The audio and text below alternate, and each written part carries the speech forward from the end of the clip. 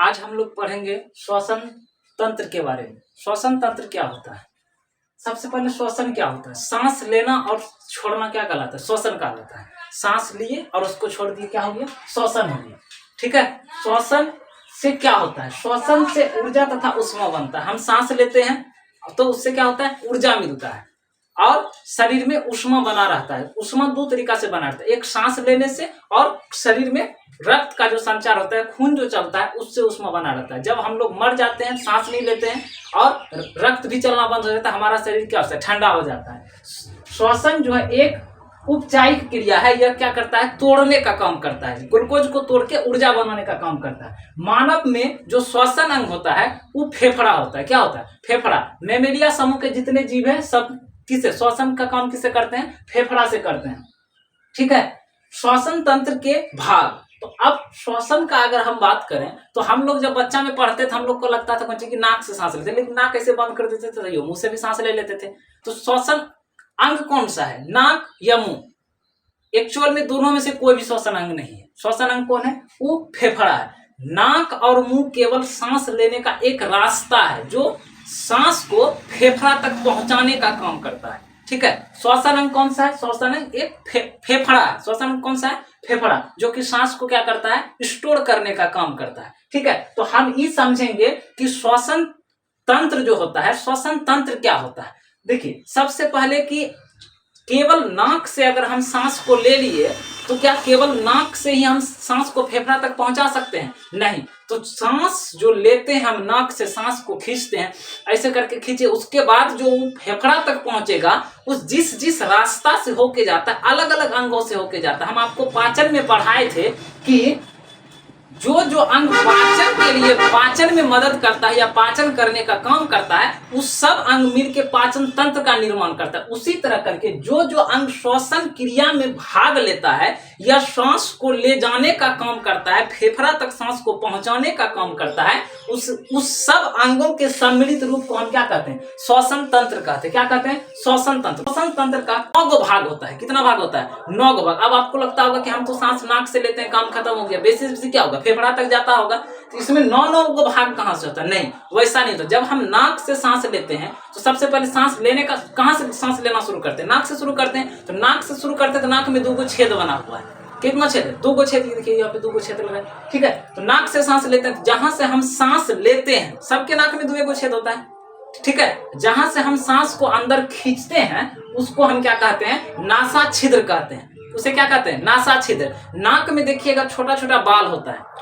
ठीक है। जब हम सांस को खींचते हैं तो उसमें बहुत सारा धूलकण रहता है, जिसको कि क्या करता है? बाल रोक के रखता है, अंदर तक नहीं जाने देता है। उसके बाद जो इसका दूसरा भाग है, श्वसन तंत्र का दूसरा भाग, नाक के बाद देखिएगा ऊपर में, यहाँ पे देखिए एकदम काला सा हड्डी है, सपाट सा बना हुआ है, जिसको हम लोग क्या कहते हैं? नासा कपाट कहते हैं। क्या कहते हैं? नासा कपाट। इसमें स्लेमा ग्रंथि पाया जाता है, जो कि म्यूकस का क्या करता है? उत्सर्जन करता है, निकालता है। वो चिपचिपा द्रव होता है। नाक में से उंगली दीजिएगा तो पता चलेगा चिपचिपा द्रव होता है। ऐसा नहीं कि आपको सर्दी हुआ है, एकदम नहीं, सर्दी नहीं हुआ, वो स्लेमा ग्रंथि से निकलता है। उसका काम क्या है? जो कि धूलकण नाक का बाल रोक के नहीं रख सका था, उसको वो क्या करता है? उसको अपने में चिपका लेता है। 2-4-5 दिन जब रह जाएगा तो ढेर सारा चिपक के वहां जमा हो जाएगा, जैसे बकोट के निकाले तो उसको नेक्टी करता है। क्या कहता है? नेक्टी। ठीक है। उसके बाद उसका तीसरा भाग जो होता है, जैसे कि ना इसके अंदर और अगर घुसेंगे तो फिर क्या मिलता है? फेरिंग्स, जिसको हम क्या कहते हैं? ग्रसनी कहते हैं। ग्रास नली नहीं है, ग्रसनी है। ऐसे आकर के देखिएगा तो वहां पे अंदर में दिखेगा, वो क्या है? ग्रसनी है, जिसको क्या कहता है? देहात के भाषा में उसको कहता है हल्लट। ठीक है। उसको क्या कहता है? हलट। फिल्म सब में डायलॉग में सुने होंगे कि कहता है कि हलट में हाथ दे के जीभ खींच लेंगे, तो क्या है? हलट है। फेरिंग्स, उसको क्या कहते हैं? फेरिंग्स। ठीक है। फेरिंग्स ऐसा हिस्सा है जिसमें भोजन और हवा दोनों वहां तक पहुंचता है। उसको कंट्रोल कैसे किया जाता है वो हम आपको बाद में बता देंगे। ठीक है। पहले ही समझ लिए कि नासा छिद्र पहला स्थान कौन सी है? श्वसन का नासा छिद्र। उसके बाद क्या आता है? नासा कपाट। और उसके अंदर और घुसेंगे तो फिर क्या मिलेगा हमको? फेरिंग्स। क्या मिलेगा? फेरिंग्स या फिर ग्रसनी।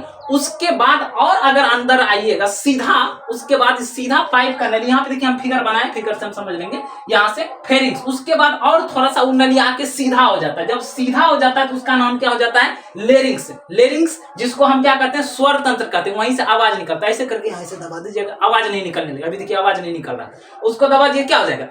आवाज नहीं निकलता, उसको क्या कहते हैं? स्वर तंत्र या फिर लेरिंग्स। उसके और आगे का हिस्सा जब हम आगे बढ़ते हैं तो पांचवा पॉइंट जो है या पांचवा हिस्सा जो है श्वसन तंत्र का, उसको कहते हैं ट्रेकिया। क्या कहते हैं? ट्रेकिया। ट्रेकिया यानी श्वास नली, इसको हिंदी में क्या कहते हैं? श्वास नली। श्वास नली जो होता है एक लंबा पाइप होता है। क्या होता है? लंबा सा पाइप होता है, जिसका लंबाई कितना होता है? 11 सेंटीमीटर होता है। क्या होता है? 11 सेंटीमीटर। और अगर मोटाई का बात कीजिएगा तो मोटाई 15 mm मोटा होता है। रड वगैरह सब देखेंगे 10 mm 12 mm, तो वो 15 mm मोटा होता है। कितना? ये ट्रेकिया जो है लंबा पाइप होता है, इसीलिए इसमें जो है एक ठो उपास्थि का वलय लगा हुआ होता है जो सी आकार का होता है। उसका काम क्या है? वो पाइप को चिपकने नहीं देता, ऐसे करके धर के रखेगा। सोचिए अगर लंबा पाइप है, अब अगर उस नहीं देगा तो ऐसे में अपने में चिपक जाएगा। हम लोग सांस लेंगे, उसके बाद सांसें अटक जाएगा, छोड़िए नहीं सकेंगे, काहे कि पाइप चिपक जाएगा। सांस तो खींच लेंगे लेकिन जैसे सांस खींचेंगे तो ऐसे करके चिपक जाएगा। मोटर वगैरह सबका पाइप देखिएगा तो अगर पानी बंद हो जाएगा तो पाइप ऐसे चिपक जाता है। अब सोचिए पाइप चिपक जाएगा, मोटर से खींचेगा तो फिर इसे सांस ले लेंगे, छोड़िए नहीं सकेंगे तो फिर मर जाएगा आदमी। इसीलिए इसमें सी आकार का एक वल्लभ लगा दिया जाता है, वलय लगा दिया जाता है, जो उपास्थि का बना होता है। पतला सा हड्डी होता है जिसका काम को चाहिए वो पाइप को सिकुड़ने नहीं देना है, सटने नहीं देना, चिपकने नहीं देना, ठीक है। उसके बाद जब हम आगे बढ़ेंगे, ये ट्रेकिया 2 भागों में बट जाता है। कितना भाग में बटता है? 2 भागों में। जैसे ट्रेकिया 2 भाग में बटेगा, ठीक है, यहाँ देखिए कैसा दिख रहा है, उल्टा वाई की तरह दिख रहा है। तो ये जो पाइप यहाँ से यहाँ तक आया है ट्रेकिया, जब ये 2 टुकड़ा में बट गया तब इसका नाम क्या हो जाता है? ब्रोकस। क्या नाम हो जाता है? ब्रोकस। क्या नाम होता है? ब्रोकस। ये उल्टा वाई के आकार का होता है। यहाँ पे हम लिख दिए कैसा होता है? वाई के आकार का। ध्यान से देखिए, नासा छिद्र, नासा कपाट, उसके बाद फेरिंग्स, उसके बाद लेरिंग्स, उसके बाद ट्रेकिया, उसके बाद ट्रेकिया। ट्रेकिया एकदम लंबा पाइप हो गया। उसके बाद जैसे ही 2 भाग में बटेगा तो उसका नाम क्या है? ब्रोकस। क्या नाम हो जाएगा? ब्रोकस। और उसके बाद वो 2 पाइप जो है फिर और अन्य पाइपों में ऐसे करके गुच्छा की तरह से, हाथ दिख रहा है ना, यहाँ से यहाँ तक आए थे, फिर ऐसे ऐसे करके बट जाता है। जब ऐसे ऐसे बट जाता है तो उसका नाम क्या हो जाता है? उसको हम कहते हैं ब्रोंकियोली। क्या कहते हैं? ब्रोंकियोल या फिर ब्रोंकियोली, ब्रोंकियोल या फिर ब्रोंकियोली, ठीक है। ब्रोकस जब ट्रेकिया 2 भाग में बटा तो ब्रोकस, और ब्रोकस जब कई भागों में बटेगा, ठीक है, कई भागों में बटेगा तो उसका नाम क्या हो जाएगा? ब्रोंकियोल। ब्रोंकियोल या ब्रोंकियोली एक के बात होता है, कुछ भी कहिए, कोई दिक्कत नहीं है, ठीक है। उसके बाद ये ब्रोंकियोली में गोल गोल टाइप का गुच्छा होता है। देखिए गोल गोल टाइप का गुच्छा होता है जिसको हम क्या कहते हैं? एल्वियोली। क्या कहते हैं? एल्वियोली। इसको हिंदी में कहता है वायुकोश। क्या कहते हैं? वायुकोश। ये दोनों फेफड़ा में मिला के, ठीक है, दोनों फेफड़ा में मिला के 700 गुच्छा होता है। कितना होता है? 700 गुच्छा, ठीक है। और इसके फेफड़ा के जस्ट नीचा में एक हड्डी का बना होता है, उत्तक का बना होता है, जिसे हम क्या कहते हैं? डायफ्राम कहते हैं। क्या कहते हैं? डायफ्राम, जो कि सांस लेने में मदद करता है। कैसे मदद करता है हम आपको बताएंगे, ठीक है। तो अभी हम आपको बताए कि श्वसन तंत्र का भाग कितना होता है। श्वसन तंत्र का भाग, काम क्या होता है वो हम अभी आपको नहीं बताए, हम सिर्फ बताए श्वसन तंत्र का भाग कितना होता है। श्वसन तंत्र का कितना भाग होता है? श्वसन तंत्र का कितना भाग होता है? 9 भाग होता है। सब मिला के कितना भाग होता है? 9 भाग। शुरू कहां से होता है? नासा छिद्र से। नासा छिद्र, इसके ऊपर जाएंगे नासा कपाट, उसके बाद फिर फेरिंग्स, उसके और नीचे आएंगे तो जो सीधा तनिक थोड़ा सा सीधा होगा उसको क्या कहेंगे? लेरिंग्स। उसके बाद क्या मिलेगा? उसके बाद क्या? लेरिंग्स या फिर जहां से स्वर तंत्र या आवाज जहां से निकलता है, लेरिंग्स। इसको ऐसे दबा दिए, आवाज नहीं निकलेगा, तो लेरिंग्स। उसके बाद सीधा लंबा 11 सेंटीमीटर का पाइप मिलेगा जिसको हम क्या कहेंगे? ट्रेकिया। ट्रेकिया में सी टाइप का, उसको पकड़ के रखने वाला, जो ताकि चिपके नहीं, सी टाइप का वाल्व लगा होता है, जो उपास्थि का बना होता है, पतला हड्डी का बना होता है, ठीक है। उसके बाद उसके नीचे आएंगे तो क्या? ट्रेकिया। ट्रेकिया जब 2 भाग में बटेगा तो क्या? ब्रोकस। ब्रोकस फिर अन्य कई भागों में बटेंगे तो उसको क्या कहेंगे? ब्रोंकियोल। क्या कहेंगे? ब्रोंकियोल। और उसके बाद ब्रोंकियोल में जब गुच्छा मिलेगा तो उसको हम क्या कहेंगे? एल्वियोली, ठीक है। और फेफड़ा के जस्ट नीचा में क्या होता है? डायफ्राम होता है। क्या होता है? डायफ्राम, ठीक है। इस श्वसन तंत्र का भाग था, इतना भागों में बटा हुआ है। याद हो गया? याद हो गया? एक बार इसको रिवाइज कर लीजिए। देखिए श्वसन तंत्र कहां से शुरू होता है? नासा छिद्र से। 2-2 करके याद करना। नासा छिद्र, नासा कपाट, नासा छिद्र, नासा कपाट। उसके बाद फेरिंग्स, लेरिंग्स, फेरिंग्स, लेरिंग्स। उसके बाद एक लाइन ट्रेकिया। ट्रेकिया, उसके बाद ट्रेकिया जब 2 भाग में बटेगा तो कौन सी? ब्रोकस, ठीक है।